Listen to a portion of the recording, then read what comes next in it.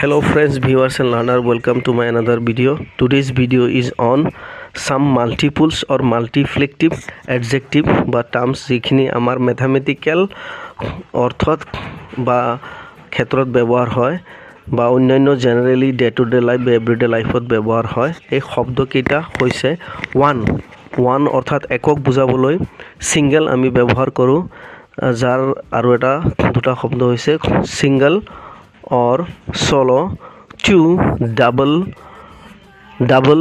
Due or pair অর্থাৎ দুই গুণ জোড়াৰ ক্ষেত্ৰতো ব্যৱহাৰ হয়। ট্ৰিপল, ট্ৰায়, ট্ৰেবল অৰ্থাৎ তিনি গুণ। ফ'ৰ, কোৱাড্ৰুপল, কোৱাড অৰ্থাৎ চাৰি গুণ। ফাইভ, কুইনচুপল বা কুইন্টুপল অর্থাৎ পাঁচ গুণ।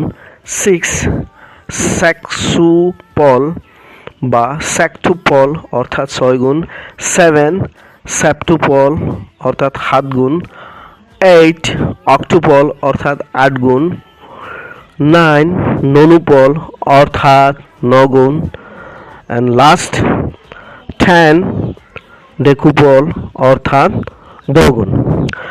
ফ্ৰেণ্ডছ, ভিউৱাৰ্ছ এণ্ড লাৰ্ণাৰ, এই শব্দকেইটা আচলতে লেটিন ভাষাৰ পৰা ডিৰাইভ কৰিছে বা আহিছে, আৰু এই শব্দকেইটা